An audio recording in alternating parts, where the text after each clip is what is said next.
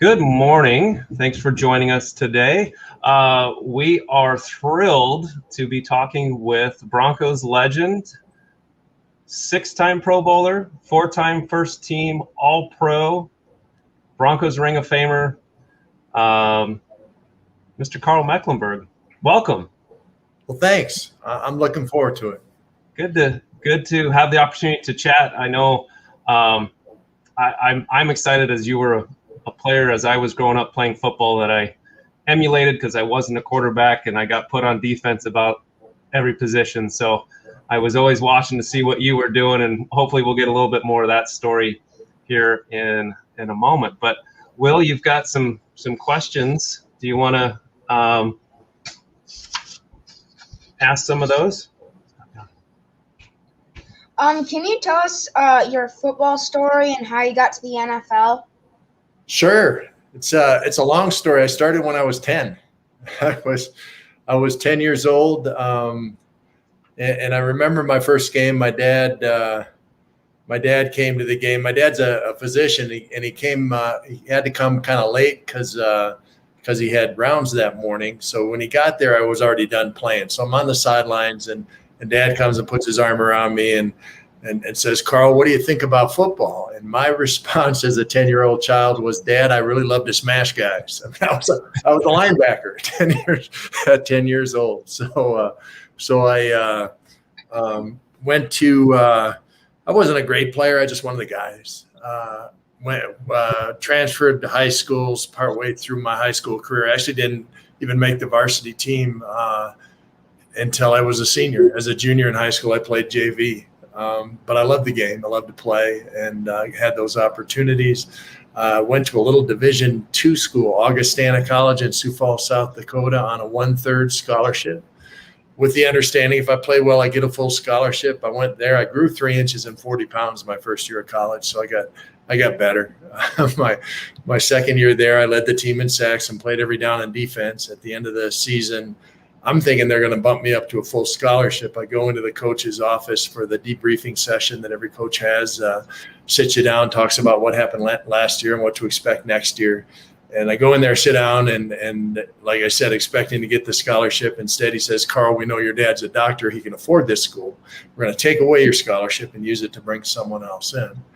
So I left Augustana and I walked on at the University of Minnesota. When you transfer between four-year colleges, you're ineligible. You're ineligible to play in games. You can certainly practice. So my job that year was to be a live blocking dummy. I was supposed to imitate the guy from Wisconsin or Michigan or whoever we're playing that week. If I want to eat with the team, I got to sweep up the weight room or sweep up the locker room. Usually they put your jersey number on your laundry bag. The number on my laundry bag was number 114. Right? There's no 114 in football, but that was me. Once again, it didn't matter. I knew where I was going. My desire, my passion, my mission was I'm going to be the greatest football player that ever played the game. That's what I thought about when I made decisions, when I was working out, when I was deciding what I was going to eat, when I was thinking, am I going to go to this party or not go to this party? All those decisions were based on this place I was trying to reach. I ended up playing my junior year. I actually led the Big Ten in sacks, tied with a Hall of Famer, Andre Tippett. And then my senior year, we were so bad nobody passed the ball, so I didn't get to rush the passer. I was drafted in the 12th round. They don't have 12 rounds anymore. I was the 310th pick of the draft.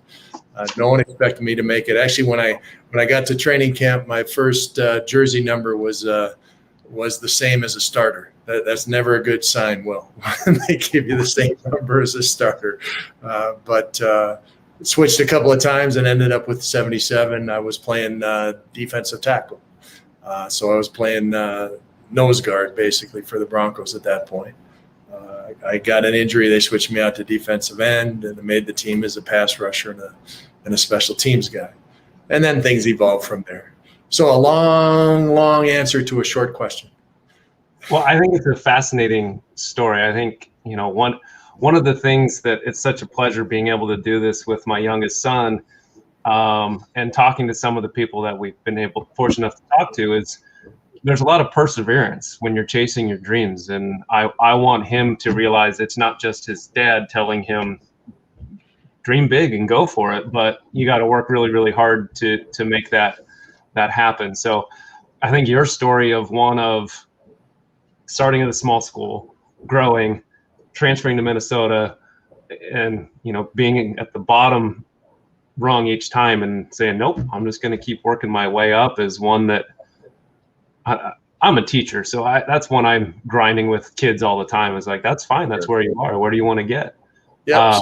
Success is overcoming obstacles on the way to your dreams. That's what it is. If you don't have dreams, you're going to have a hard time being successful. And if you're not bumping into obstacles, you're not pushing hard enough. You should bump into obstacles. I bumped into obstacles trying to get on this StreamYard. So that's the way it works, right? I had to download Chrome to get here. So here we are. Thank you for obliging us on that. It's kind of why I wanted to try and make sure we had a little time to troubleshoot, but I'm very, very thankful that that you're on. Well, you talked about one of the questions, I think, was how'd you end up with 77? What was it, just what was available? It was. So before I was 77, I was 93, and before I was 93, I was 74. But Greg Boyd had 77 at the time. They traded him to Miami. 77 was available, and they put that on me. And then a few years later, they switched me to linebacker, and they wanted to change my number again. And I said, no, my mom won't be able to find me on the field. So no, I'm going to keep 77, whether I'm a lineman or a linebacker. So that's how I ended up with the odd number. You were drafted in 1983, correct? 1983, the same year. Actually, 1983, Edgar Kaiser owned the team. And Edgar Kaiser was preparing to sell the team, so he was trying to lower the payroll, and so we had 13 rookies make it that year. That's over a quarter of the team was rookies that year. But among those rookies, Gary Kubiak was one of them. I was one of them, and John Elway was one of them, and really kind of a group of guys that had a lot of success in the league through the years. That's what I grew up on. I mean, I really started watching football. Would have probably been the first football vivid memory I have is the Redskins Raiders Super Bowl, which I think was the year before, where Marcus Allen went kind of nutso against the Washington football team now, I guess. But yes. Will, what else do you have? What's your favorite position to play? Wow, that's a hard one. Probably right defensive end. That's where I usually was on nickel defense, where I got to pass rush, and pass rushing's fun. Get to chase down that quarterback. But Joe Collier used me all over the place. One of the great things I think you can learn from Joe Collier is his ability to identify talents in people that they don't even know they have, and use them, develop them, and put them in situations where they can be successful. I think every leader should be connected enough to his team and to the individuals on his team to really use the strengths of the individuals to help the team win, and use the strengths of the team to cover for the weaknesses of the individual. And that's what Joe did for me. And moved me around all over the place, but that defensive line pass rushing position was one that I truly enjoyed. That's what I've been telling him. He's dead set on playing quarterback, and I said, this will be his first year playing tackle football. And I said, wait till you, as you said, smash someone. Right, better to be the hitter than the hitty, Will. Yeah, and there is something about tackling someone and you kind of land right on top of them, and you're face mask to face mask with him, and he's also wrestles, so he kind of that aggressive dominant. I said, quarterback's cool, don't get me wrong, but defense and rushing the passer and taking a running back out on a swing pass and stuff like that is pretty good. Sure, yeah, you got to be careful with the wrestling and the football, because football, you're always going forward. Wrestling, if they're pushing at you, you come back and throw them that way. Don't do that in football, and you're pinned. So even with the double leg. Right? Yeah, go forward. Go to single lane. Hey, you do whatever. You're gonna learn different ways to. They're gonna coach you on how to tackle, which is There you go. pretty darn important. Yep. What else? Any other questions? Oh, You got other stuff for me there? well, let's go to. No. I know. We got to respect his time too, buddy. Okay. How about why don't you get him on that one, bud? What are your thoughts about the 2021 Broncos football season?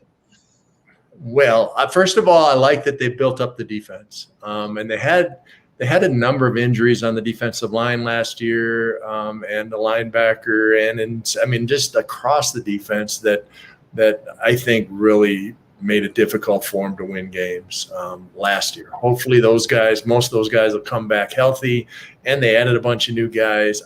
I don't know how they're going to find playing time for all of them. They've got so many gifted players. The challenge is trying to get them all to be on the same page, and because they haven't played together for a while, or they haven't played together at all, depending on which guys. One of the things that I really thought was helpful with our defense under Joe Collier was that it was the same guys. It was the same guys for years. I knew what Rulon Jones was going to do just as soon as Rulon Jones knew what he was going to do. I knew what his weaknesses were. I knew what his strengths were. I could cover for him. He could cover for me because we played together.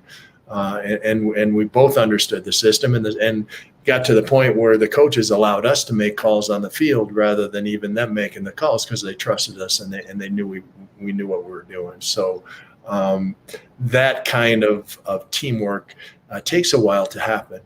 So hopefully they can do it quickly. I think that's one of the challenges you face in today's world of the NFL. There's so much movement between teams that you don't end up with the same group of guys for very many years in a row. So you don't have that understanding that goes on when you just have played with somebody for a while. And I think the league today makes it harder to do that. Very much so. Yeah. The player movement, and I just think that's really challenging to have that continuity. And we saw it play out in 2015 where that defense had 3-4 years of playing together, and it all came together, and then obviously getting hot for the playoff run because that Super Bowl run doesn't happen without that defense. The quarterbacks they played, Hall of Famers, and then getting the reigning MVP, you had to have that kind of defense playing together. And there really wasn't anyone new in 2015. So then it goes back to well, if you go back and you look at the scores and that season, I believe there was 11 out of the 16 games that the Broncos were either tied or behind in the fourth quarter. It was the distance between winning and losing in the NFL is so close that if you can add a couple of really good players and get that continuity going together and have a couple of balls bounce your way and keep from getting a couple of injuries, all of a sudden instead of 5-11, you're 11-5, and it's that close. So hopefully things will go well for him this year. Will, I'm looking forward to another season. We're in first place right now. Everybody's 0-0, right? Yeah. That's a great point, and hope springs eternal. And exactly. I think there's a couple things that have to come together. We're in a tough division, but there's a lot of talent on that roster, and I think we can surprise some teams. Will has a question that he wants to get your thoughts on, and it's probably one you've heard plenty recently, but we'll see if what your thoughts are. What do you think about Aaron Rodgers, or do you think Aaron Rodgers is going to be on the Broncos? Do I think he's going to be on the Broncos? I don't know. He's in a stare down right now with the Packers, right? They're not seeing eye to eye. He's a stubborn man. Oh, he lost it.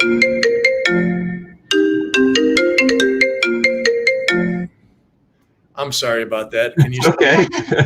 I can't see you. I don't know what that was, but Can you guys see me? We can see you. Yeah. I'm Okay. sorry. Can't see you. Yeah.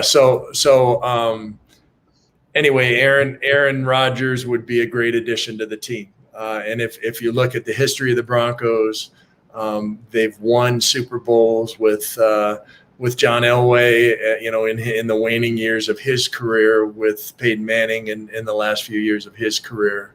I think the Broncos are probably an attractive destination for Rodgers. I mean, he certainly has been one of the best quarterbacks in the league for a long time, and would be a great addition. So I hope so. But once again, we don't own his rights. That's a Green Bay thing. So Green Bay is going to have to somehow turn those rights over to the Broncos for it to happen. Well, the saga continues, and we'll see how the summer plays out and who wins this stare down in Green Bay. It's kind of crazy. I've stopped thinking. I've got some coworkers that are also Bronco fans here in Central Iowa, and we were talking about it. I said I can't even think about it anymore.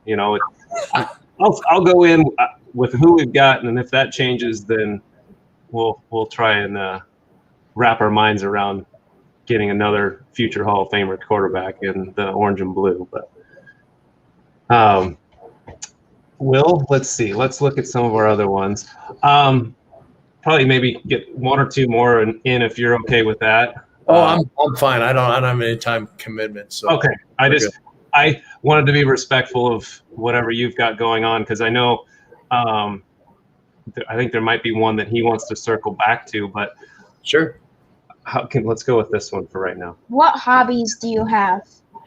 Well, I'm an outdoorsman. I love to hunt and fish. Grew up with a family that whenever we got together, the male relatives all went out hunting and fishing, and just love that. So I was fishing yesterday. It's something that's fun for me. I saw you. You had a bass on a fly rod. Yeah. There's a lake nearby that a reservoir that's got all kinds of different critters in it.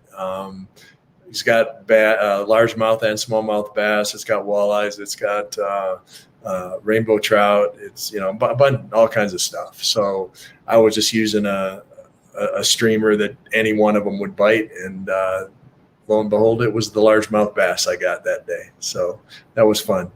Well, I'm a fly fisherman as well, and I was looking at the picture and zooming in. I was like, that looks like a woolly bugger. I can't quite.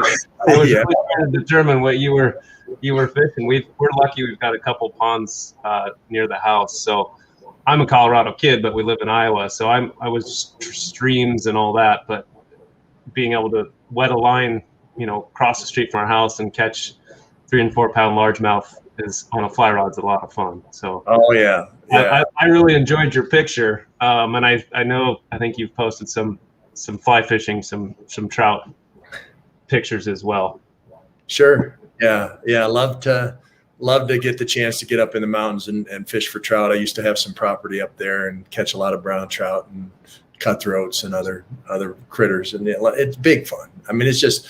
And I tie the flies myself, so that's fun too. When you can catch something on something that you made yourself is even funner than something you bought. So that was a beadhead woolly bugger. Is I knew it. A grizzly hackle, kind of a green tail, and the chenille I used was gray, and it looks a little bit like a crawfish. I think that's why he ate it. That's funny. I was like, that looked like a beadhead. I couldn't tell if it was green or brown, because it had the little moss or something, probably from him diving into the weeds. But yeah. Will, you should tell Karl about last summer when we got out to Colorado. What did you do for the first time? I caught my first trout. Nice. With a fly fishing rod. Yep. Yeah, was it on the top on a dry fly, or was it on a nymph? I think it was a little beadhead nymph, if I remember correctly. Yeah. Like a little copper john. Okay, sure. Those are good. We were up in the tie too. You just wrap some wire around a hook. we were up past Vale, up in an area called Homestake. So it's teeny little creek up there, and we caught fish. My middle son caught his first trout just outside of Breckenridge on the same trip. We went to an alpine lake, and they're just beautiful. I mean, the water's so clear, and you can see the native cutthroat, kind of just waiting there. And we had gone a long hike. I said, well, we're here. Let's try and fish a little bit. And I think we caught 3 or 4 fish within about 20 minutes. So it was a fun summer last year, getting these boys to see what I used to see when I was fishing in Colorado and Montana. And there's something different for trout. Trout is a little different game than the fish we have out here in Iowa. Sure. I'll give you a secret for those high alpine lakes, that in the afternoon, when the wind changes, the bugs from down in the flatlands blow up. So if you use a fly that looks like a ladybug, they get blown into those alpine lakes from way down on the flats, and they love them. They go crazy over a little beetle pattern that looks like a ladybug. We got a fishing tip. See, I know. We had talked to Mark Johnson last week, and he was, I don't know if you know Mark, the voice of the Sure. He's also avid fly fisherman and outdoorsman. So without trying to give up his spots, I was trying to get him to say, where do you enjoy, what areas? We all guard our spots at our tips, but we certainly will appreciate that one. What else you got for him, Will? What's your favorite season that you've played? Like which team, 89, 87, did you have a season? Yeah. Probably that first Super Bowl season when we played in the Super Bowl in '86. Turning the corner and beating Cleveland in the drive game and having the opportunity to play in the Super Bowl for the first time. That season was kind of magical. '87 was tough because it was the strike year. Fortunately, our replacement guys won enough games that we had a chance when we got back and got to get to the Super Bowl again. '88 was tough. I was injured most of the year. I missed 6 games. I broke my thumb, and then I broke my thumb again, and I played most of that season with a cast on. And then '89, Wade Phillips came in as a defensive coordinator, and we were able to go to the Super Bowl again. And I was my position had changed. Then I was just an inside linebacker. When Wade came in, he didn't move me around the way that Joe Collier did. But that had its own rewards too. But yeah, I would say the first one, '86. Yeah, that was a pretty epic ride. I remember watching the drive game and just kind of being blown away with the field, as in it looked terrible, and I've heard it was terrible. The crowd at that old stadium, the dog bones, just I don't know. That just was a crazy game the way it ended. Cleveland fans continue to say that the kick wasn't good. It went over the upright. It was good. That was close enough. We'll take it. If the upright was higher, it would have hit it, and who knows if it would have bounced out or bounced in. I mean, with Rich Karls, it probably would have bounced out, but it didn't. Oh my goodness. I want to circle back real quick. So, Will might not be familiar, but when you brought up the name Andre Tippett, I didn't realize he was in the Big Ten at the same time that you were. My perspective looking back is if someone else wearing 56 isn't playing at the same time as Andre Tippett in the 80s, Andre Tippett gets recognized as one of the most fearsome edge rushers ever. I mean, he was a nightmare. But Lawrence Taylor wearing 56 at the same time and being kind of in that same media market area, I think overshined Tippett. Did you have any? Yeah, I mean, Andre was a great player. There's no question about it. Unfortunately, he didn't play on very many good teams. Yeah, that really does make a big difference when people are looking at your legacy. I mean, you're one of 50 when you're on a football team, and how your team does is really more important than how you do individually. So what Andre was able to accomplish, particularly on a team that wasn't ahead very much, and when you're not ahead, the other team doesn't pass very much. So Andre didn't get as many opportunities as a Lawrence Taylor had, because his teams were ahead more often. Yeah. It's really hard to compare guys that were in different situations and on different teams, but both of them were dominant players. Absolutely, they were. I didn't like seeing either one of them on, watching a game and knowing, okay, you've really got to account for number 56, whichever team that was. And then was the 86 season, I knew that was a problem with how good their front seven was. And that Super Bowl, that was my fear. And then they showed it right. I mean, they came out right away with making some big plays. So respected the heck out of those Giants teams, but nice not to see them any too frequently. Yeah. So Will, I played 12 years in the NFL and never lost to New England.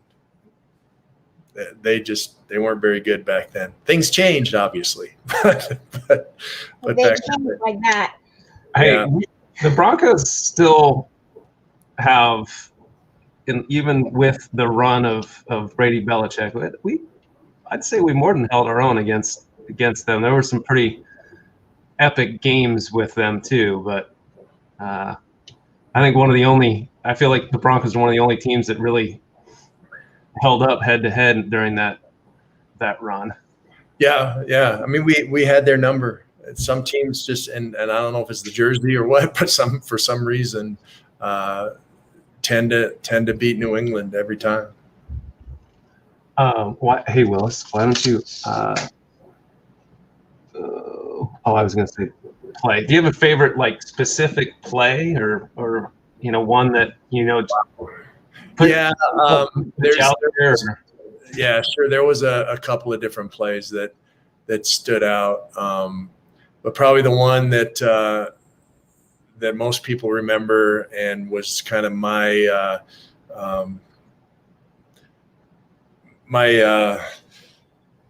intro to the NFL was the first time I ever played linebacker, and I had that big hit on Marcus Allen.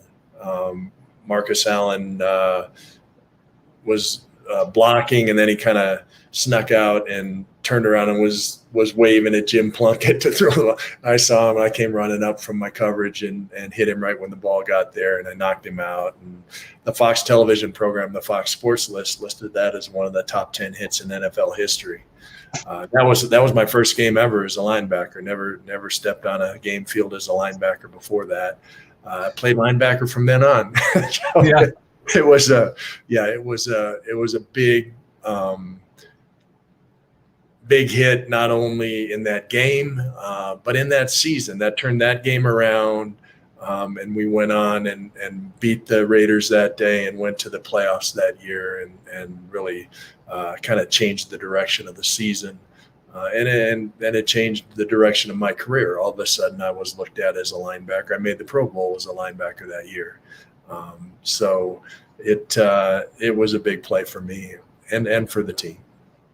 I remember that one, and when shortly hereafter, I'm going to take Will to YouTube and make sure he understands who we're talking to, and he's talking about taking Marcus Allen out. So Will's a pretty good for being 9. He's a YouTube historian, so he loves going back and watching and finding plays, and then he'll bust knowledge on me that I had nope, I didn't know that, and so he's a student of the game from a historical standpoint for sure. Cool. You like the old Bronco jerseys better or the new Bronco jerseys better? The old Bronco jerseys. Yeah, you like those? I like those too. Yeah. Oh, we have a question in the comments that real quick. Do you ever make the you go to the enshrinements at the Hall of Fame? Yeah, actually, I'll be out there this year. Awesome. And I wouldn't miss Steve Atwater going in. I definitely was out there for Pat Bowlen. I used to be mad and think, well, if I'm not going in, I'm not going. but I've changed my tune because my friends have started to go in, so that's been fun. Well, I don't want to start something, but you and Randy Gradishar should be in the Hall of Fame. So I'll say that. Well, that's not a start. There's a lot of people who think that. Randy was – it's funny because Randy's the reason they give for Randy not going in the Hall of Fame is exactly the opposite is the reason they give for me not going in the Hall of Fame. And it's kind of ironic. Randy had unbelievable stats. I mean, if you look at his stats as far as number of tackles, he was far and away the most prolific tackler in the NFL for years and years and years. I mean, if you just look at his career, the numbers are way higher than anybody. And the press guys that look at those statistics say they're not real. They gave him more tackles than he actually had, stuff like that. So, and when they look at me, I played all 7 front positions. I was moving around all the time. So I don't have the statistics somebody who played one position would have. So I don't have all the tackles somebody who just played inside linebacker would have, or I don't have all the sacks somebody who just played defensive end and was pass rushing all the time would have, because I was in coverage sometimes. So I don't have enough stats, and Randy has too many stats. That's why we're not in the NFL Hall of Fame. So that's just that's the way it's been projected to me. I think each of us did things that nobody's ever done in the league. And to me, that should qualify us for the Hall of Fame right there without even adding in the success that our teams had. So hopefully that it'll happen eventually. I would put the tape on. Any football guy knows, put the tape on and watch the player. Yeah. I mean, I'm biased. I proudly rock my number 77 jersey. Now it's going to not probably be out in public anymore since you signed it, and it took the trip and the hiatus from wherever it landed. But we're actually going to go to Canton for the first time this August with between Steve Atwater and Peyton Manning. Just the stars kind of aligned for the 5 of us to go out there. So maybe we'll bump into you and be able to say hello and shake hands. Yeah, if you see me, sure, come on up. It'll be good to get out there and it's a celebration. I've been out there a number of times for teammates, and just to be a part of that whole environment is wonderful. It's a bucket list thing for me, for sure. I think the boys are excited. I don't know my wife is quite as excited because normally do a beach vacation. We're going to Ohio. So yeah, well, yeah, that's a tough one. Yeah, but that's why she's awesome. Yeah. So what are you doing now? I'm a speaker. I travel the country. Before last year, I was averaging about 40 presentations a year. Obviously, last year there weren't any meetings, so I wasn't doing as much. But I give motivational, teamwork and leadership speeches, story-based, tailored for the organization. Talk about teamwork, courage, dedication, desire, honesty, and forgiveness, goal setting. Universal, unchanging keys to success that allowed your grandparents to be successful and will allow your grandchildren to be successful. So it's fun for me. I get to perform and I never get hurt. I like that. Do you speak at schools? Every once in a while. Usually it'll be a corporate or an association group that brings me in, and if they have if they're somehow connected to a school or a charity thing, that they might, engage me to speak at that venue too. So when I started out, I was doing a lot of schools. funerals and a lot of things like that. But I've actually been a professional speaker for longer than I was a professional football player. And there are not many schools that can afford to bring me in, basically, is the problem. Gotcha. We usually have, obviously, when the teachers go back, we have some professional development. They usually try and bring speakers in. So, but I guess I better see what the speaker budget is, and maybe we can get you out to Central Iowa one of these. Yeah, connected with a pheasant hunt. Might come. There you go. Yeah. We'll take you out on the boat. We've got a lake across the street. We'll take you out on the boat and go fishing. There you go.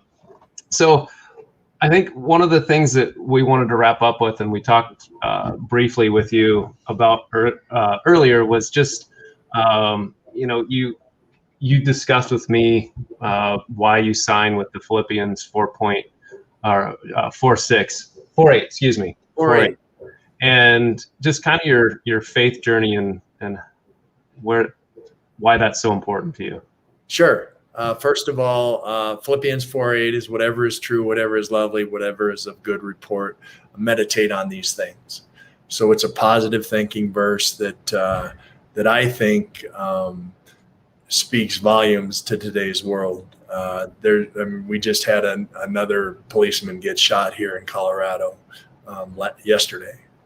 Things are going on that shouldn't be going on if people are just thinking positively about life. Life is good. I just buried my dad last week. We spread his ashes. He had passed a year ago, April. But one of the last things he said to his wife was that I've lived a good life. And if you can have a positive attitude in life, it makes all the difference in the world. I get up every morning, do a little Bible study, think about who I'm going to talk to that day, who I'm going to communicate with, who I'm going to run into, and how I can help them, how I can move their lives forward. And when you go into life like that, I think you have a great chance to make a difference. So for me, that's a big part of why I put that Bible verse on there. Now in the NFL, you're constantly under scrutiny. Every game is evaluated. Every play is evaluated. They videotape every game from two different angles, every practice, and under Mike Shanahan, even every meeting. So theoretically, you could sit in a meeting watching film of yourself practice. I mean, everything is on video and everything is evaluated, and you're constantly scrutinized. And if you can't forgive yourself, you don't have a chance to be successful in the NFL, because even if you grade out 90%, that means 10% of the time you're wrong, and the coach is telling you you're wrong right in front of your peers. So you've got to have that understanding of what it means to forgive yourself for things that have gone wrong. And my faith has been a big part of that. I've been able to know that God forgives me for my sins, and I can forgive myself for my mistakes. So that was a huge part, I think, of my success in the NFL, that I was able to live life with that kind of an outlook. That's awesome. I really appreciate you sharing that. I'm always interested. I lead my oldest confirmation group, and he's going in 8th grade, and seeing the journey that I think I learned more from them than they learn from me as they're navigating their world, which I would never want to go back to being an adolescent teenager again. Right. So it's something where I'm always fascinated to hear other stories on how they got to where they are with their faith and what it means to them, because we all connect in some different ways on how God and Jesus have been impactful in our lives. And I think hearing that from multiple people, that it doesn't have to be one particular way, that we're called in different ways. So sure. Yeah. And I've found as a speaker that if I don't mention my faith, it's not as effective. People know there's a reason for the way you are and who you are. And if you're not fully disclosing that everywhere, people smell something stinking. They're like, this isn't right. This isn't who you are. And then if they say, oh, that's why you act the way you act, it's because you're a Christian. That's a big piece of your life. And if you can emanate that and let people know, I think it explains a lot of things in someone's life. Yep. Amen. I think that's really good. Will, do you have any more questions you want to ask? Not really, but I do Okay. have.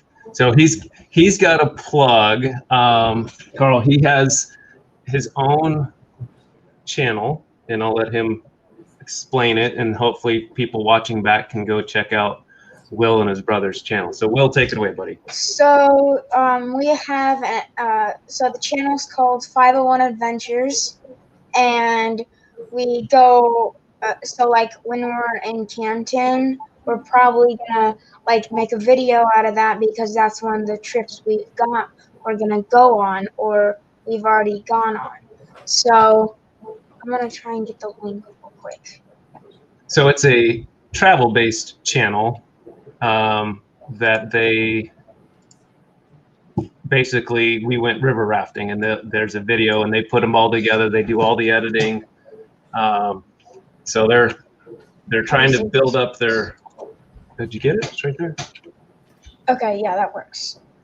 So you can post it. He's just going to post it in the chat real quick if people want to see it later. Cool. Well, maybe you'll get some video of me in Canton. I'll wave hi to the video camera. Yeah, we would definitely appreciate that. We've got from hikes to rafting to beaches, and hey, if you're here, you should check out this. This is a good place to eat. Things like that. They like their little one-stop travel places. So, well, Karl, thank you so much for your time today. Bless you. Goodness gracious. We're very appreciative of your time. I know there's life pops up, and it took a little while for us to make it work, but it was awesome. Thank you so much. You took me, made me smile a lot because of all the memories that got brought up with your playing career and talking Broncos and fishing and all of those great things. Sounds good. Thank you. I appreciate it too. Let me know when you get it up, and I'll share it on my social media. Hopefully get a few more viewers. Awesome. Thank you so much. Go Broncos, and maybe we'll see you in Canton. Sounds good. Take care. Right. Have a safe trip. Yep. Bye.